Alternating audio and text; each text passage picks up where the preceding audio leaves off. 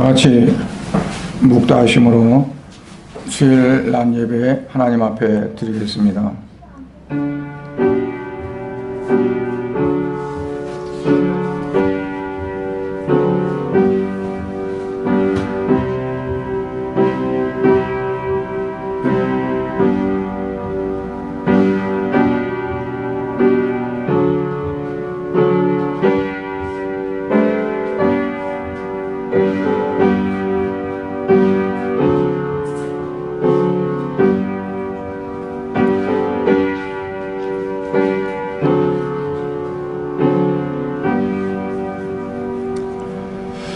사람이 마음으로 자기의 길을 계획할지라도 그의 걸음을 인도하시는 이는 여호와시니라. 아멘.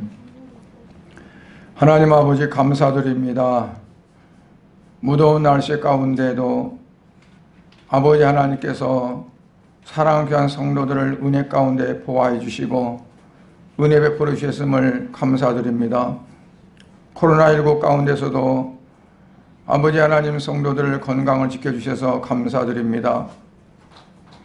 오늘 특별히 이처럼 거리두기 단계가 4단계로 강화되어져서 성도들 예배 자리에 함께하지 못하고 각 가정 처소에서 이 시간 영상으로 예배드리게 됨을 우리 아버지 하나님 굽어 살펴주시고 속히 코로나가 끝나게 해주시고 이 시간 예배 드릴 때도 하나님 함께 하셔서 비록 한 자리 예배 드리지 못한다 할지라도 각 처소에서 아버지 앞에 마음과 뜻과 정성을 모두어 산 제사로 예배할 수 있도록 은총 베풀어 주시옵소서. 예수님 이름으로 기도드리옵나이다. 아멘. 찬송 29장 찬송하시겠습니다.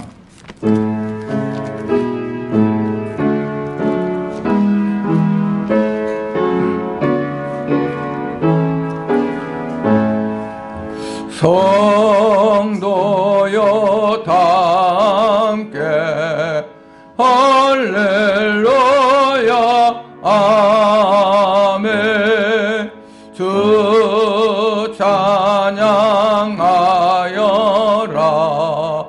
할렐루야 아멘.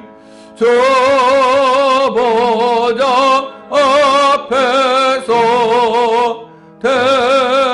택하신 은혜를 다 찬송하여라 할렐루야 아멘. 만문을 열어라 할렐루야 아멘. 온 하늘 울려라 할렐루야 아멘. 인도자 되시며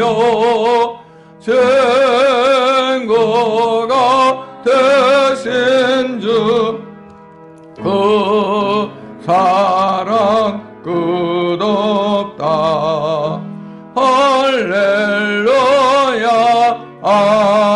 아멘. 주 찬양하여라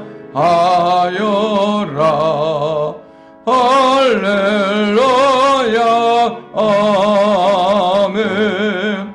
찬양은 끝없다 할렐루야 아멘. 거룩한 집에서 은총 길이며 늘 찬송 부르자 할렐루야 아멘. 사도신경으로 신앙을 고백하겠습니다. 전능하사 천지를 만드신 하나님 아버지를 내가 믿사오며 그 외아들 우리 주 예수 그리스도를 믿사오니 이는 성령으로 잉태하사 동정녀 마리아에게 나시고 본디오 빌라도에게 고난을 받으사 십자가에 못 박혀 죽으시고 장사한 지 사흘 만에 죽은 자 가운데서 다시 살아나시며 하늘에 오르사 전능하신 하나님 우편에 앉아 계시다가 저리로서 산자와 죽은 자를 심판하러 오시리라. 성령을 믿사오며 거룩한 공예와 성도가 서로 교통하는 것과 죄를 사하여 주시는 것과 몸이 다시 사는 것과 영원히 사는 것을 믿사옵나이다. 아멘. 찬송 218장 찬양하시겠습니다.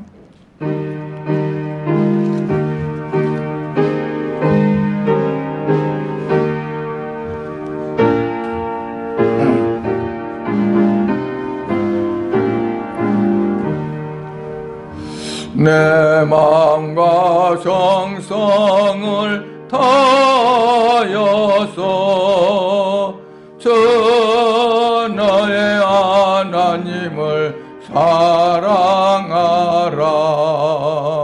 내 몸을 아끼고 사랑하듯 형제와 이웃을 사랑하라.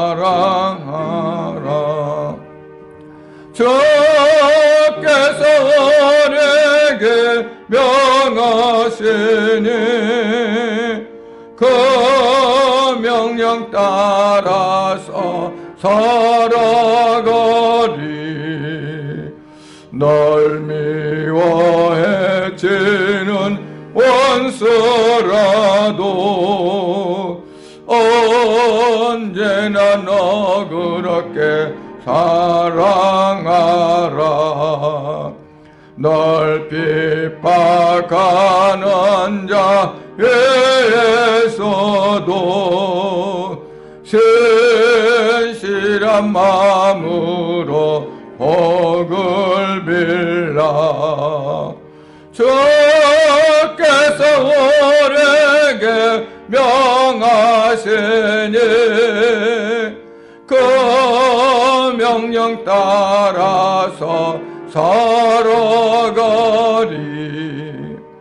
나 항상 주님을 멀리하고 형제를 사랑하지 못하였다.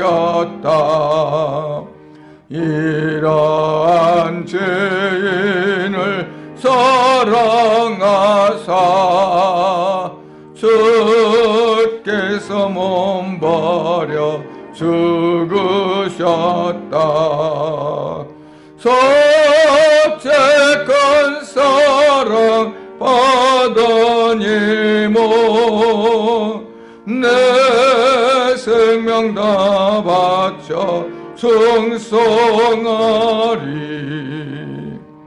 아멘.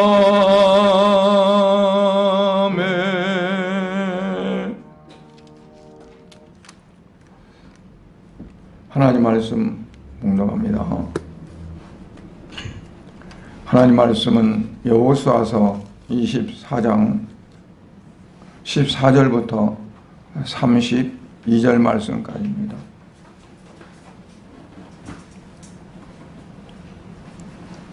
여호수아서 24장 14절부터 32절 말씀, 19절 말씀 한 절만 봉독합니다. 여호수아가 백성에게 이르되 너희가 여호와를 등이 섬기지 못할 것은 그는 거룩하신 하나님이시요 질투하시는 하나님이시니 너의 잘못과 죄들을 사하지 아니하실 것임이라. 아멘. 아버지 하나님 감사드립니다. 오늘 이 시간도 아버지 앞에 예배드리며 하나님의 귀한 말씀 읽고 말씀을 나누고자 합니다. 이 시간 성령 하나님 주관하셔서 아버지께서 기뻐하시고 원하시는 뜻이 무엇인지 말씀을 통해 깨달아 알아지게 하시고, 또한 그 말씀대로 우리의 모든 삶이 이루어져서 날마다 하나님 앞에 영광 돌리며 하나님과 늘 동행하는 삶이 되을 수 있도록 은혜 베풀어 주시옵소서.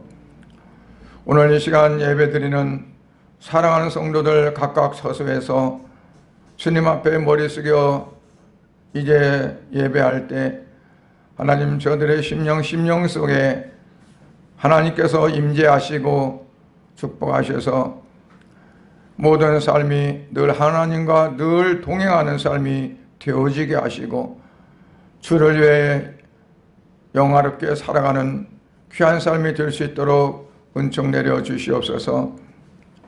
또한 코로나19가 빨리 소속히 끝나서 온 나라가 이제 원래대로 일상으로 돌아갈 수 있는 귀한 하루가 되게 빨리 돌아오게 하여 주시옵시고, 교회가 예배할 때도 예배하는데 지장이 없이 정상적인 예배가 이루어질 수 있도록 은총을 베풀어 주시옵소서.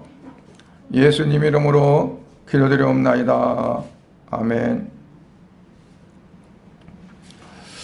옛날에 이런 말이 있습니다. 사나이는 의리에 죽고 의리에 산다는 말이 있습니다. 그처럼 이제 예수를 믿는 성도들도 신앙생활하는 것이 어떻게 보면 마치 우리를 하나님 얼마나 사랑하시고 또 기뻐하시는가, 그 하나님에 대한 의리를 지키던 그러한 수준으로 우리가 신앙생활하는 경우도 많이 있다는 것을 이게 보게 됩니다. 하나님의 은혜에 보답하고, 그리고 하나님이 베푸신 어떠한 그 사랑과 은총에 대한 이제 의리를 지키는 어떠한 그런 수준이 될 수도 있다는 거죠. 그러나 오늘 말씀에서 분명히 여호수아는 이스라엘 백성들에게 말씀하는 가운데 그러한 신앙은 가질 수 없다는 것을 말합니다. 주님에 대한, 하나님에 대한 우리가 의지를 들여서 우리가 어떤 의리를 가질 수 있는 것이 못 된다는 거죠. 여호수아가 이스라엘 백성들에게 유언하는 가운데에서 오직 너희는 하나님만 섬기라. 강 저편의 이방 신들이든 아니면 이쪽에 있는 이방 신들이든 이방 신을 섬기지 말고 오직 하나님만 섬겨야 된다라고 유언을 합니다. 그런데 어디에서 이 유언을 하느냐? 오늘 특별히 세겜에서 이렇게 여호수아가 이스라엘 백성들에게 유언하는 것을 봅니다. 이스라엘 가운데 이제 가나안 땅에 중요한 장소가 있다면 첫째로는 이제 길가를 들을 수가 있습니다. 이스라엘 백성들이 요단강이 가로막혔을 때 그대로 그 물이 넘실거리는 요단강을 어떻게 건널 수 있었느냐? 언약궤를 맨 제사장들이 그 발을 흐르는 요단강 물을 듣고 설 때 요단강 물이 갈라졌고, 그리고 그 제사장들이 요단강 한 복판에 서 있을 때 이스라엘 백성들은 요단강을 건너갔습니다. 하나님은 12지파 숫자대로 지파 대표가 돌멩이 하나씩 가지고 나오라 해서 요단강 건너 이제 하나님께서 이렇게 이스라엘 백성들을 요단강을 가르시고 건너게 하셨다는 기념으로 기념비를 세우게 되었습니다. 그것이 바로 세겜 땅입니다.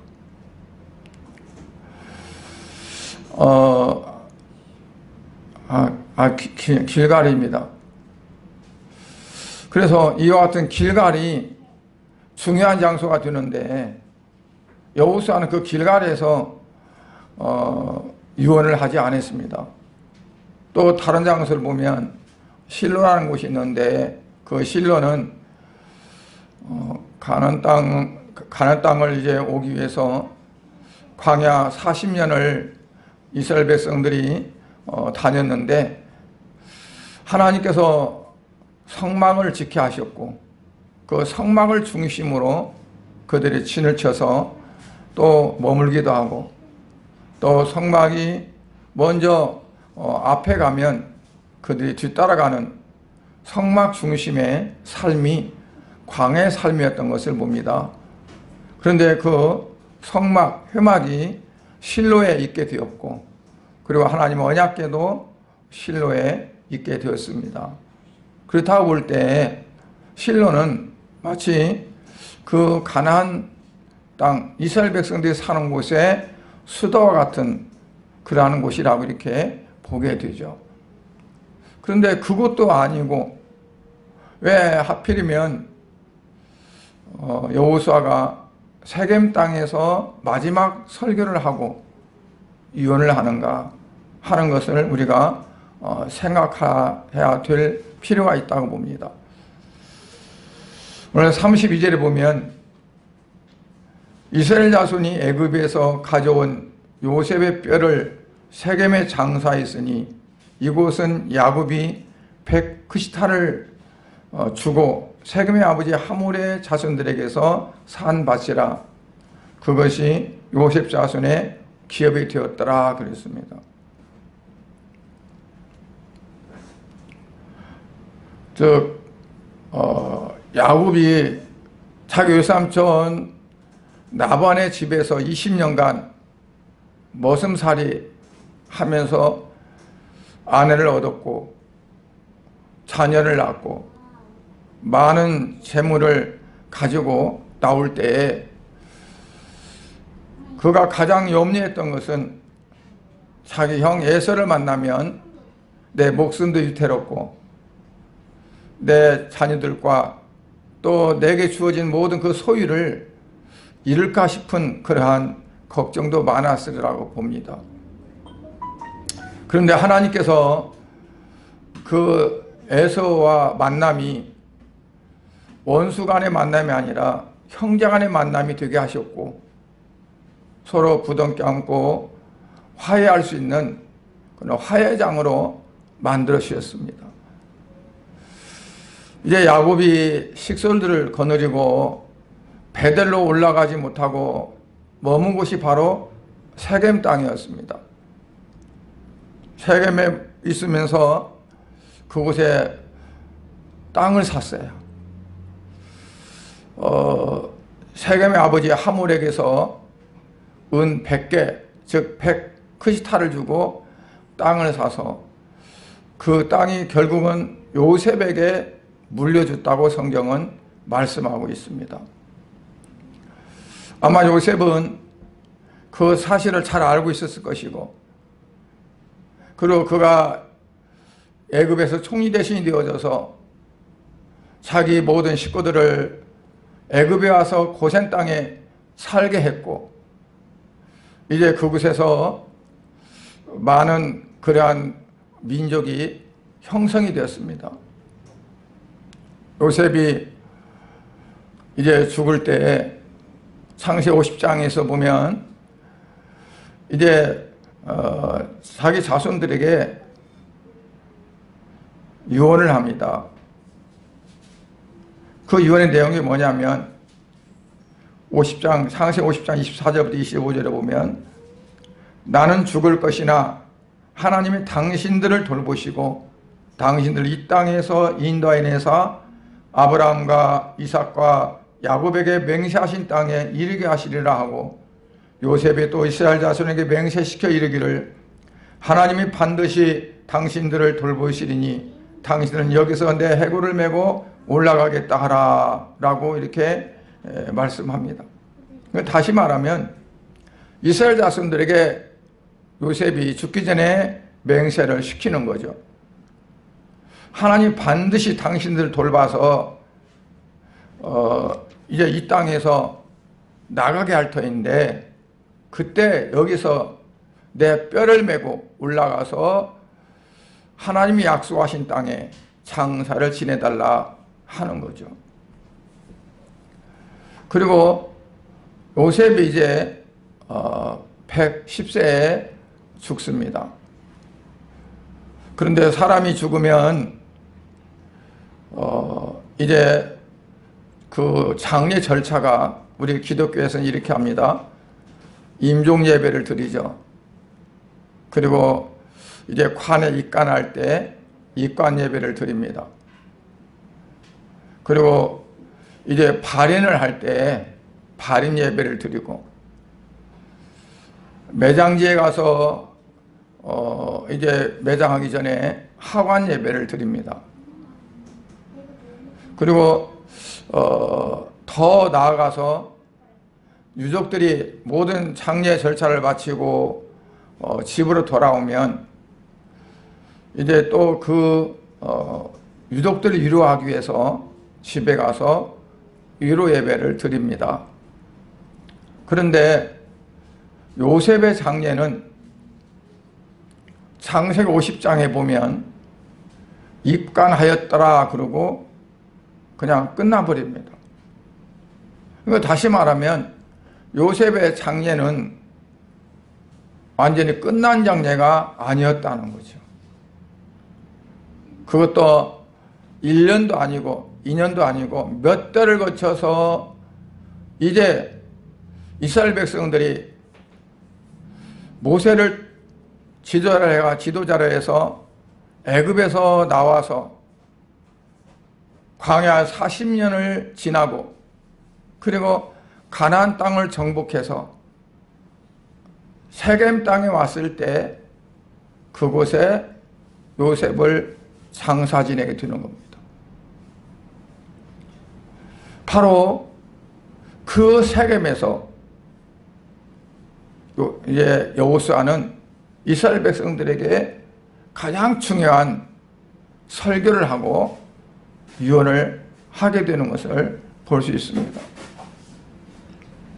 비록 요셉은 애굽에서 죽게 되지만 이 애굽이 영원히 잠들 곳이 아님을 알았습니다.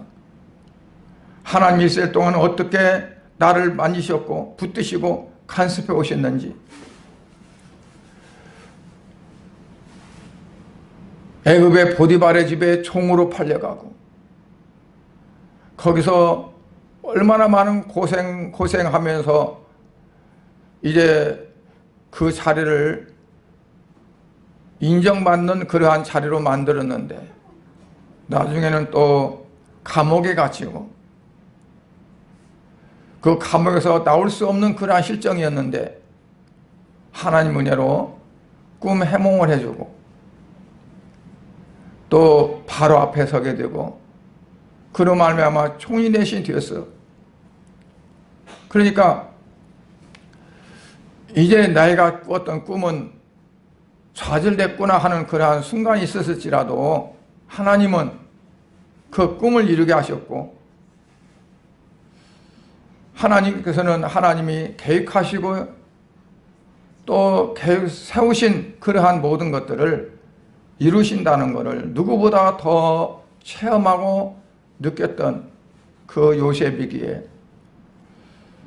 그가 창세기 50장 24절부터 나는 줄 것이지만 당신들을 하나님은 돌보시고 반드시 이제 이곳에서 나가게 할 것이다 하는 것을 유언을 했습니다. 그러한 의미에서 이 여호수아는 이스라엘 백성들에게 어떤 메시지를 주기를 원하는가? 요셉이 멀리 애굽에서 눈에 보이지 않는 저 가나안 땅을 바라보면서 그가 유언했던 것처럼 지금 여호수아는 아직 완전하게 이 가나안 땅이 정복되지 않았을지라도 하나님은 분명히 가나안 땅을 아브라함의 자손들 이스라엘 백성들에게 주실 것을 확실히 믿었고, 그리고 그 백성들도 역시 마찬가지로 어떤 어려움과 참 힘든 일이 온다 할지라도 하나님께서는 분명히 우리와 함께 하시고 하나님의 계획과 섭리 가운데 이루가실 것을 믿고 바라보고 나가야 된다는 사실을 말씀해 주는 그러한 메시지가 있다고 봅니다. 그래서 즉 하나님의 하신 일을 보아라. 우리가 여기까지 어떻게 오게 됐는가? 그리고 이 땅을 정복하고 이 땅에 살게 된 것도 하나님의 언약이 성취되어 가는 것이고, 또 앞으로 우리가 살아가는 것도 하나님의 언약이 성취되는 것이다. 이것을 똑똑히 보라는 여호수아의 메시지라고 볼 수 있습니다. 그래서 여호수아는 자기가 죽기 전에 이스라엘 백성들에게 어떻게 하면 이스라엘 백성들에게 이 하나님에 대한 신앙을 저들에게 각인시켜 줄까 하는 것이 가장 큰 과제였고, 그래서 다른 것보다도 아브라함으로부터 또한 야곱으로부터 또한 신앙의 역사적인 이 세겜에서 이제 말씀을 전하게 됐던 겁니다. 오늘 2절에 보니까 여호수아가 모든 백성에게 이르되 이스라엘 하나님 여호와께서 이같이 말씀하시기를 애초에 너희의 조상들 곧 아브라함의 아버지 나홀의 아버지 데라가 강 저쪽에 거주하여 다른 신들을 섬겼으나 라고 말합니다. 즉 다시 말하면 너희 조상들은 우상 숭배자들이었다는 거예요. 그런데 그럼에도 불구하고 하나님은 그들을 불러내서 큰 민족을 이루게 했고, 또한 이 가나안 땅에 들어와서 살도록 하나님은 하셨다는 거죠.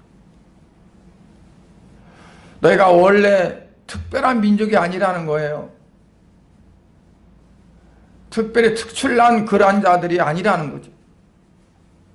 에베소에 있는 말씀처럼 전에는 너희가 이방인이요 그리스도 밖에 있던 그러한 본질상 지인의 자녀였다라고 말하는 거죠.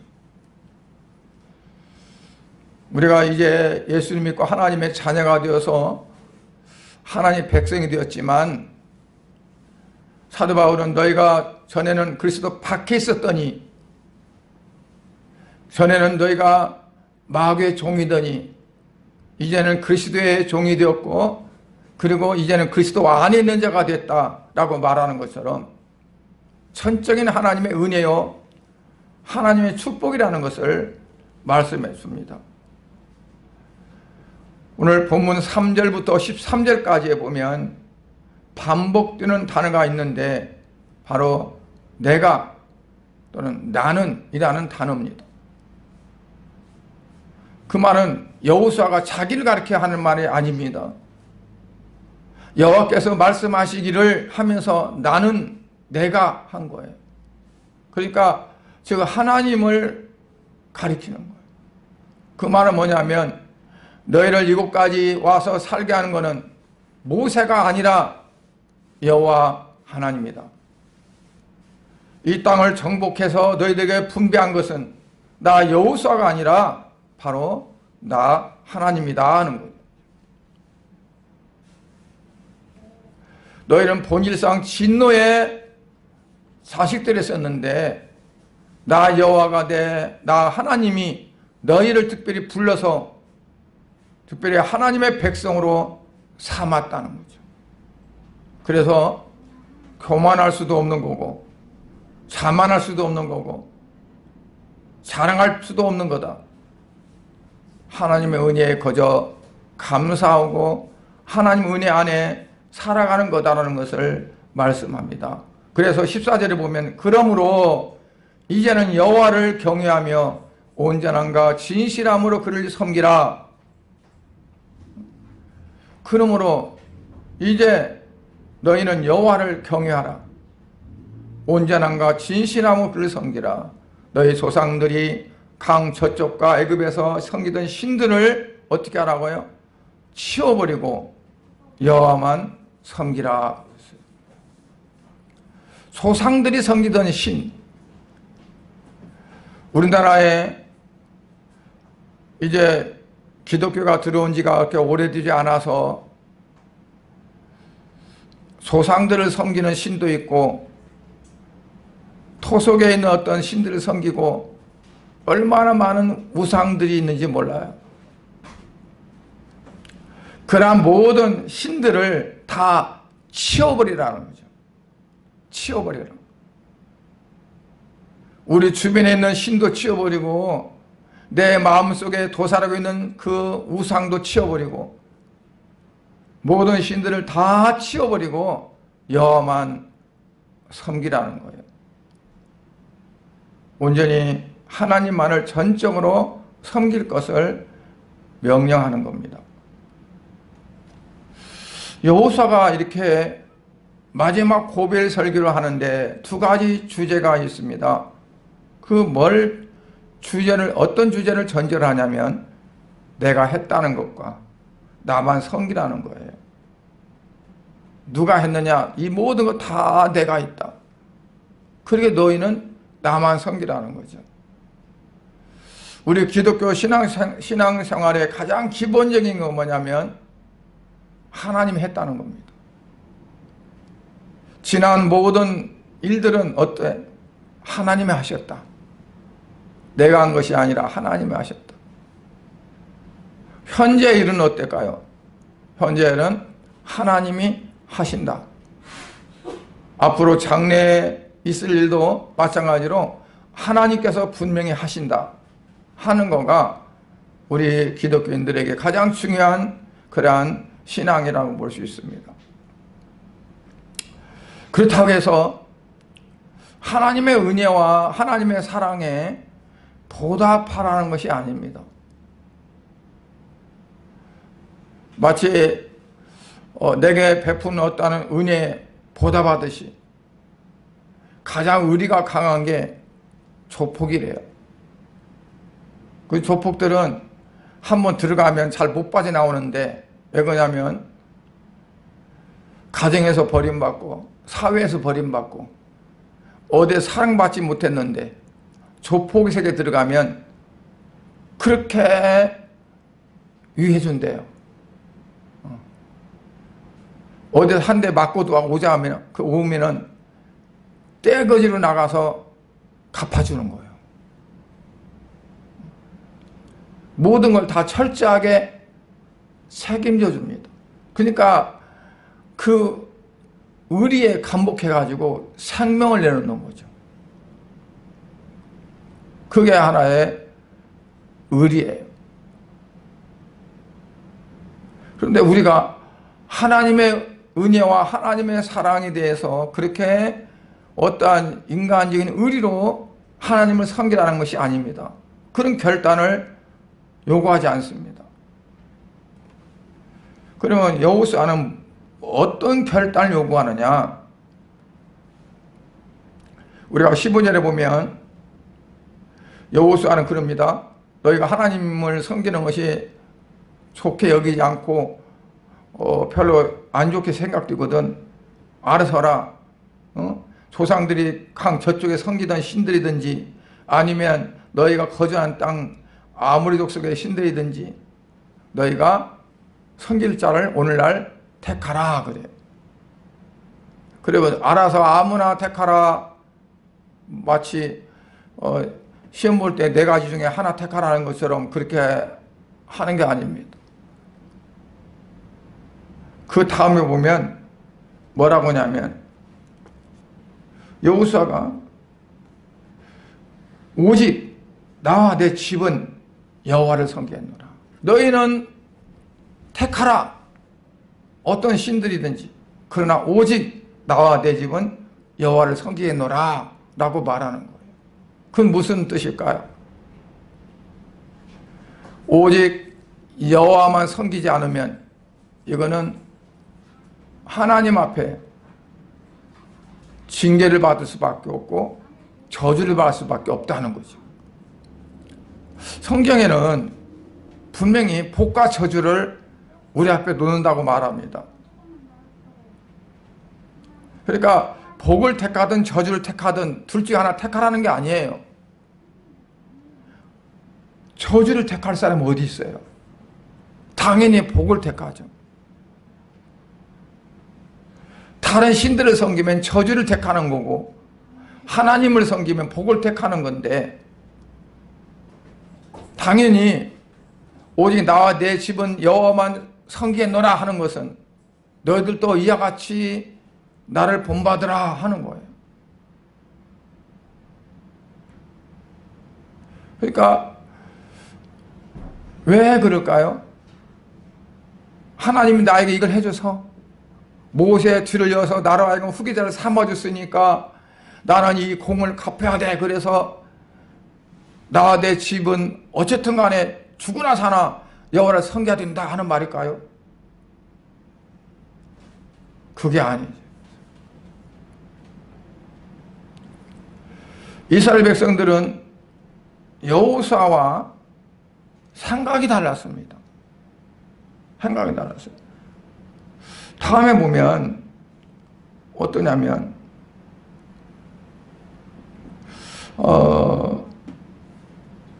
16절부터 18절까지 보면 이제 백성들이 말하는 거예요. 여호와를 버리고 다른 신들을 우리는 절대 섬기지 않습니다. 왜 그러냐면 우리 하나님 여호와께서는 우리 조상들 인도에서 애굽 땅 종되었던 집에서부터 우리를 올라오게 했고, 그리고 우리가 또 가나안 땅을 오기 위해서 광야길을 걸을 때에도 지나오는 모든 백성들 중에서 우리를 보호하셨습니다. 그리고 아모리 족속도 우리 앞에서 쫓아냈습니다. 그러면서 18절의 중간에 보면 그러므로 우리도 여호와를 섬기리니 그래요. 그러므로. 그러니까 그러므로가 중요해요. 그러므로란 말은 이전에 있던 어떤 것들이 전개되니까 이렇다는 거예요.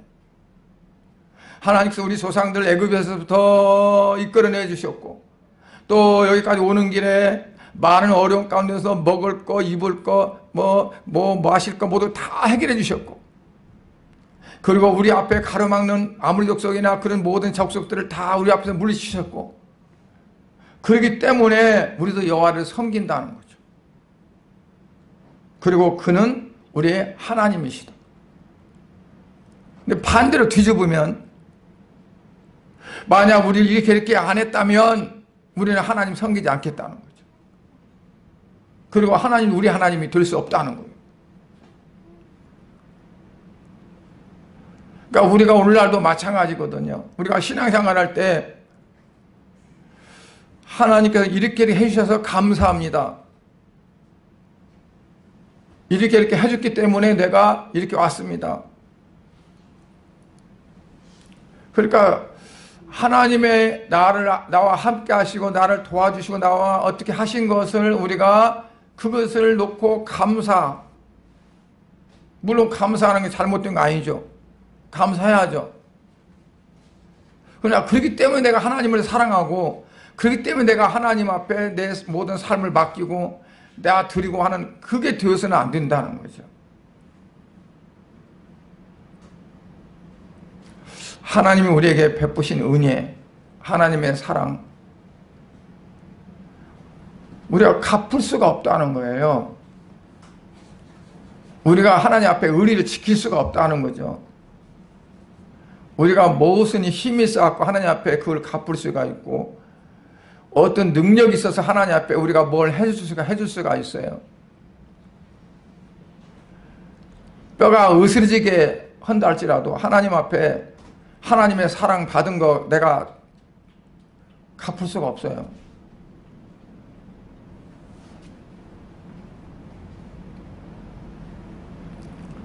그러니까 철저히 말씀하기를 뭐냐면, 우리는 하나님을 위해서 하나님이 기뻐하실 만한 어떤 일을 할 수도 없어요. 내가 한 일을 가지고 하나님이 기뻐하면 너 참 잘했다, 대단하다 할 만한 일을 우리가 할 수 있는 능력이 없어요. 그러니까 하나님 앞에 내가 어떤 것을 많이 해가지고 잘 해가지고 칭찬받아야겠다, 또 상급받아야겠다 하는 거는 우리가 잘못 생각하는 거라는 거죠. 그럼 어떻게 하라는 거냐? 그냥 하나님이 사랑하신 그 사랑에 내가 잠기는 거예요. 젖는 거예요. 그리고 그냥 거기 안에서 누리는 거죠. 가장 어린 아이들을 이제 키우는데 이제 말도 떠듬떠듬 하는 아이가 부모 사랑을 갚아보겠다고, 부모 은혜를 갚아보겠다고 무엇을 할 수 있겠어요? 그냥 그 사랑과 은혜 속에 살아가는 거죠. 잘 커주는 거죠. 잘 자라주는 거, 건강하게 자라주는 것이 그게 갚는 거죠. 나가서 돈 벌어서 갚겠어요? 뭘 해주겠어요? 그러니까 성도들이 하나님의 은혜와 하나님의 사랑에 어떻게 보답할까 하는 어떤 행위보다도 믿음이 건강에 잘 자라주고 신앙생활이 정말 하나님 보시기에 아름답게 잘 이루어지고 하면은 하나님이 기뻐하시고 하나님이 원하시는 삶이라고 볼 수 있어요.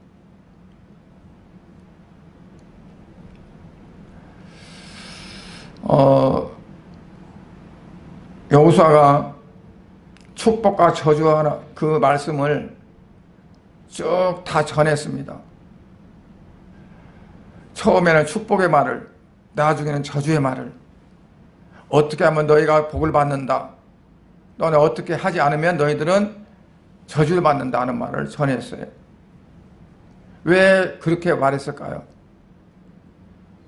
하나님은 항상 두 가지를 가지고 계세요. 너희 앞에 복과 저주를 놓았다 그래요. 항상 좁은 길과 넓은 길이 있어요. 두 가지를 놓으세요. 생명나무와 선악과를 놓아요. 선악과를 가지라는 거 아니거든요. 넓은 길로 가라는 게 아니에요. 지옥으로 가라는 게 아니에요. 하나님은 원하시는 게 있어요. 원하시는 걸 강조하기 위해서 원하지 않는 것을 놔요. 생명나무를 강조하기 위해서 선악과를 놓아두신 거예요. 좁은 길을 강조하기 위해서 넓은 길을 놔둬요. 천국에 가라고 지옥을 놔두는 거예요. 항상 반대적인 방법을 사용해요.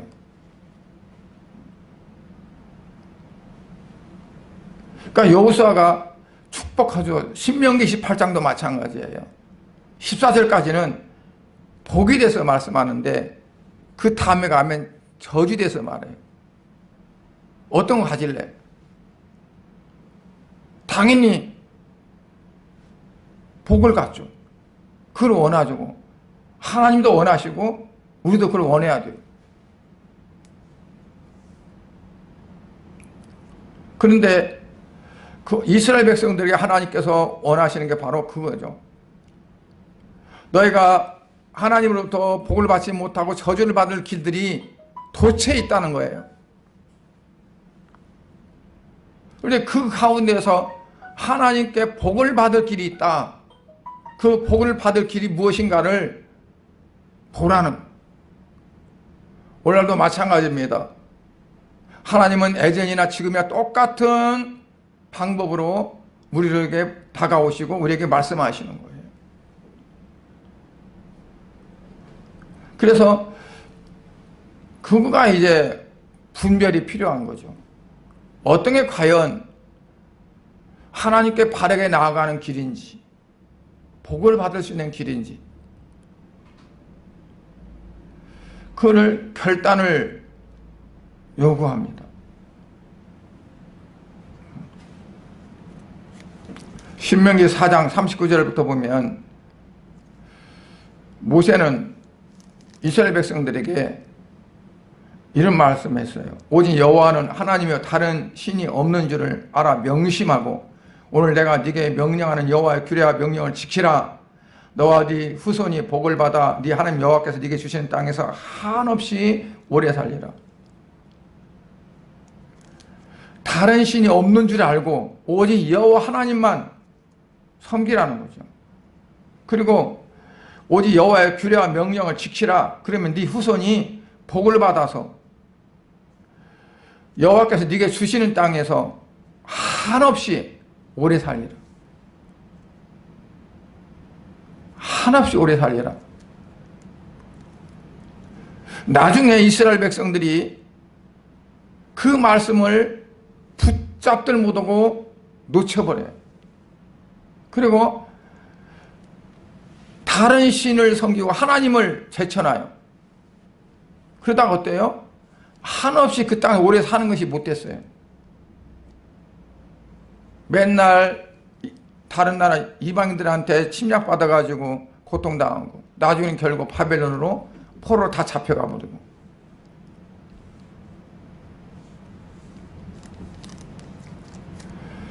그러니까 여호수아가 너희들은 어떻게 할래? 어떤 길을 택할래? 그럴 때 그들이 말하죠.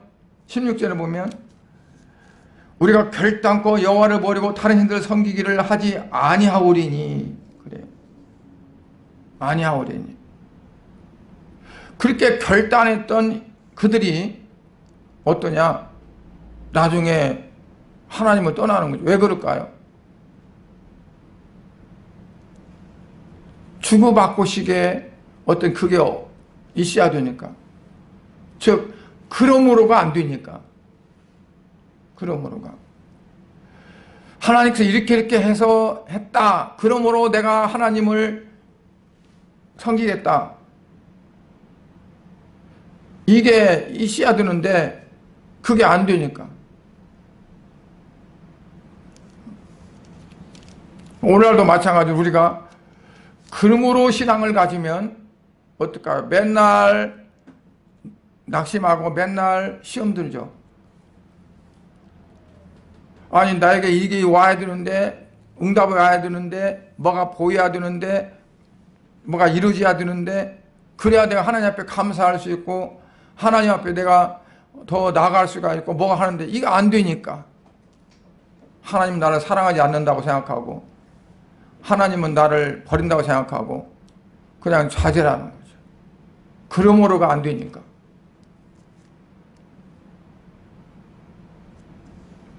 그래서 여호수아는 뭐라고 합니까? 19절에 보니까 너희가 여호와를 능히 섬기지 못한다. 왜? 그는 거룩하신 하나님이고 질투하신 하나님. 하나님은 질투할 정도로 너희를 사랑하는데 너희는 그 하나님을 사랑하지 못한다는 거예요. 하나님은 거룩한데 너희는 거룩하지 못하다는 거예요. 그러니까 너희가 그 하나님을 그렇게 섬기지 못한다.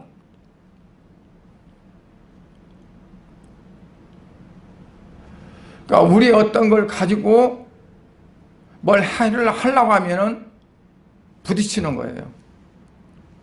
이게 내 의지를 갖고 뭐 하려다가 부딪히고 내 어떤 목적을 가지고 막 하려다 부딪히고 거기서 이렇게 나가 떨어지는 거죠.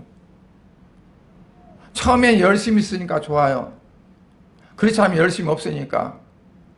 그러니까 뭔가 해보려고 막 한 열심은 있단 말이에요. 그런데 그게 안 되니까 어떨까요? 채플로 나가 떨어지는 거죠.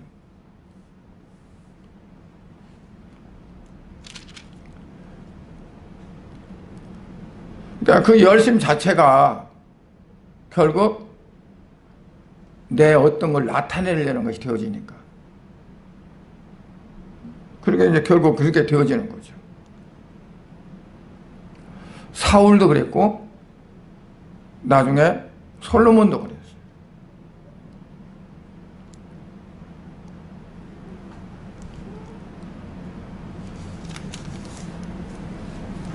그러니까 이스라엘 백성들의 반응은 뜨거웠어요. 뜨거웠는데 여호사는 그게 아니라는 거예요. 왜냐하면 이 잘못됐다는 거죠. 하나님 이렇게 했으니까 나도 이렇게 한다. 그게 됐다는 거죠. 그러니까 우리가 신앙에서 잘못 들 수 있는 그런 부분이 뭐냐면,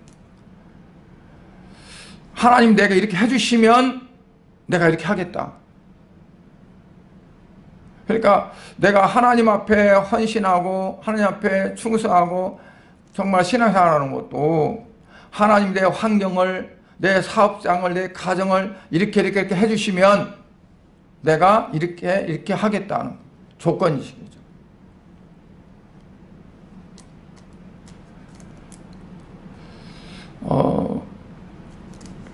야곱의 신앙도 어찌 보면 처음에는 잘못됐어요.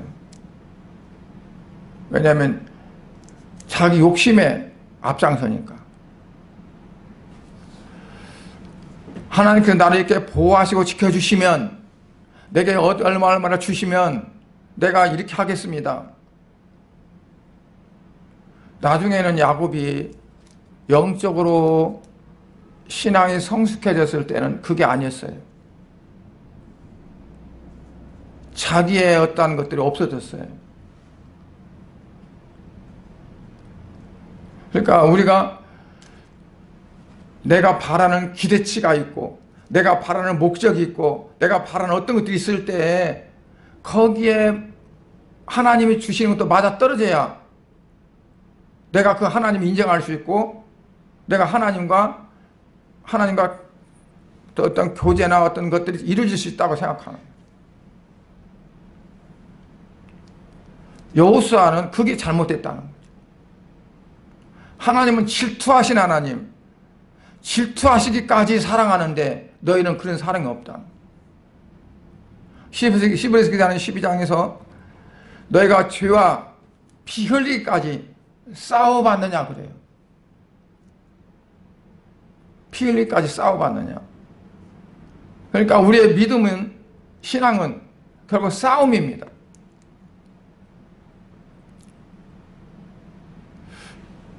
내 인간적인 생각, 내 세상적인 어떤 것들, 그것을 어떻게 하면 다 떨쳐내버리고 온전히 하나님 그 안에 들어갈 수 있느냐. 우리의 어떤 육신적인 것들은 계속 조건을 내세워요. 이게 이렇게 돼야 되는데, 이렇게 돼야 하는데, 계속. 근데 그 조건들을 계속 육체에서 내거는 조건들을 다 묵살시키고 다 끊어버리고 온전히 그냥 하나님 안에 들어갈 수 있는, 그게 사도하는 날마다 죽는다고 했어요. 자기를 쳐서 복종을 시킨다고.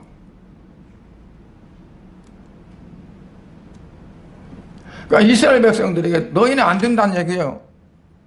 할 수 없다는 거죠. 오늘날도 마찬가지예요. 우리가 그게 안 되면 안 된다는 거죠. 겉으로는 믿음 생활에 충실하고 뭐가 잘 되어지고 막 하는 것 같지만 하나님 보실 때는 아니라는 거죠. 주여, 내가 주의 이름으로 이것도 했고 이것도 했는데 왜 나를 모른다고 합니까? 얼마나 열심히 했겠어요. 주의 이름으로. 근데 주님은 전혀 상관이 없다는 거죠.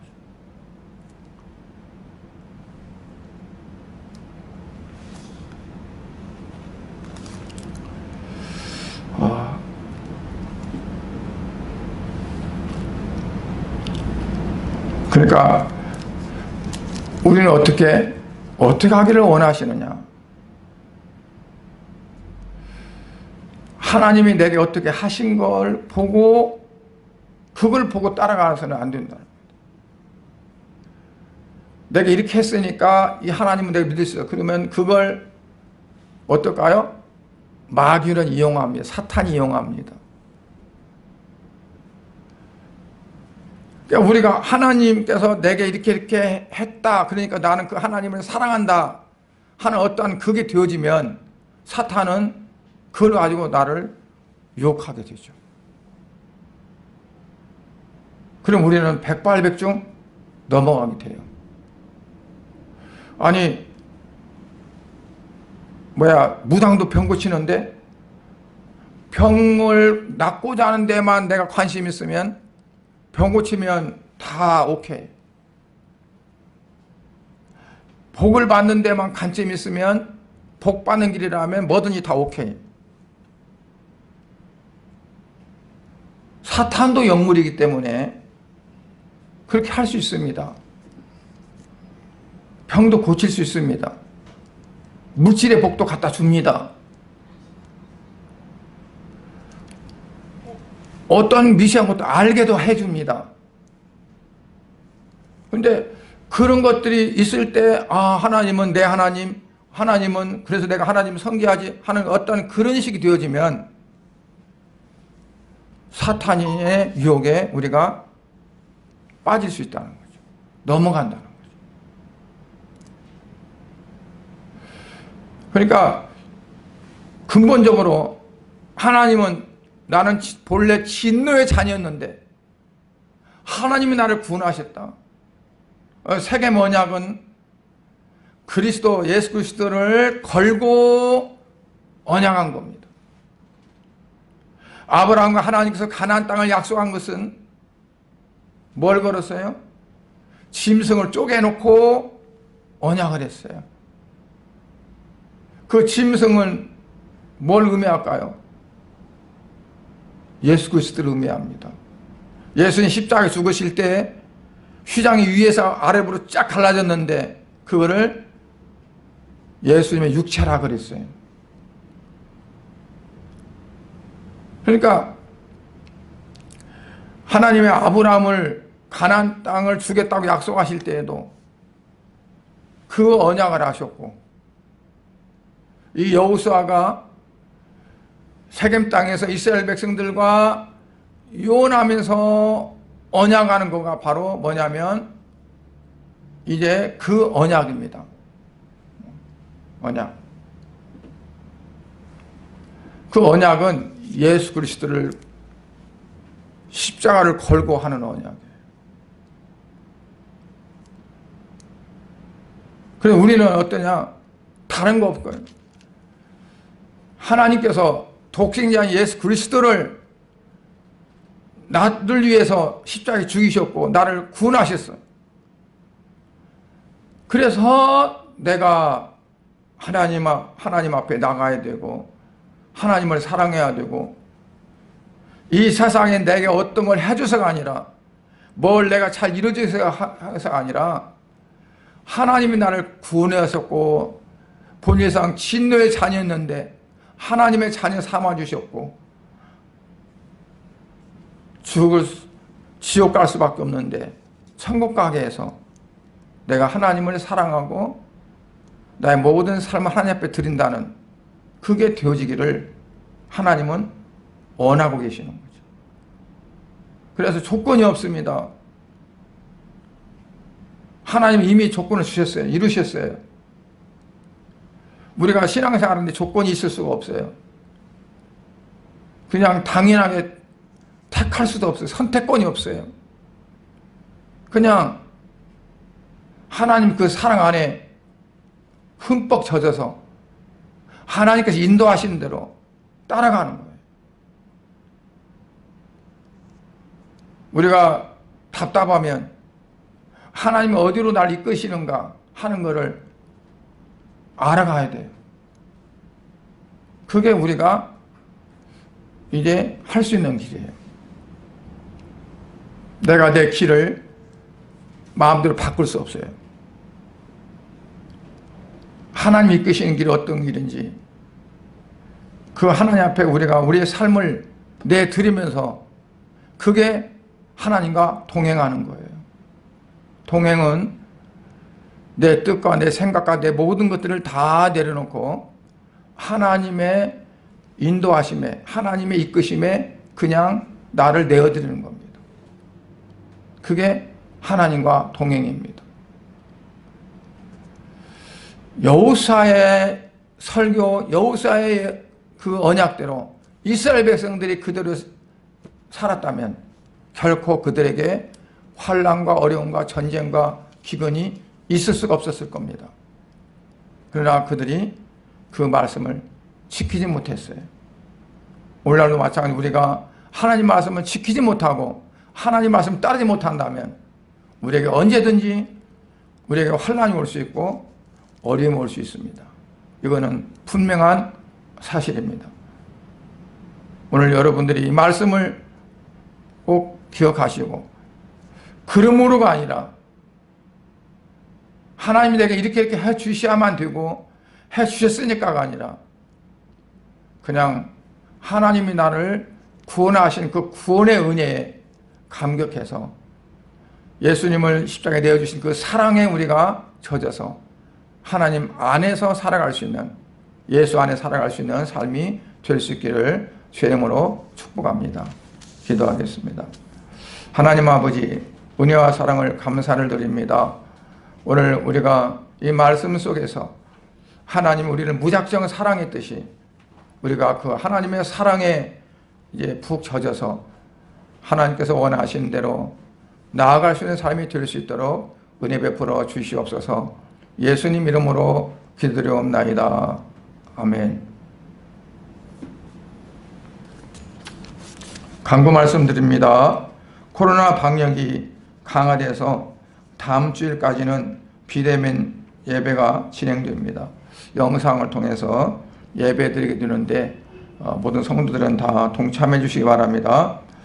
연일드는 폭염과 열대야의 건강을 잘 지켜주시고 또 특별히 연로하신 분들은 주의하시기 바랍니다. 이재용 원사님이 이제 항암 치료를 추가로 받게 됐는데 한 번 받고 또 앞으로 여러 번 남았습니다. 하나님 건강 주시고 빨리 완치되어져서 일상에 복귀하고 예배 같이 드릴 수 있도록 위해서 기도해 주시기 바랍니다. 오늘 꽃꽂이 조음이 되는 산 가정에서 해주셨습니다. 감사를 드립니다. 이제 영상 예배이기 때문에 단축해서 축도로 예배를 마치려고 합니다. 기도하겠습니다. 이제는 우리 주 예수 그리스도의 은혜와 하나님 아버지의 무한하시고 지극하신 사랑과 성령님의 감동, 감화, 교통, 충만하심의 역사가 오늘 영상을 통해 예배하는 모든 성도들의 머리 위에와 저들의 가정 위에 그리고 모든 생업 위에 우리 양문교회 또 이 나라 이민족 위에 코로나 방역에 힘쓰는 모든 자들의 머리 위에 이제부터 영원토록 함께 계실지어다. 아멘.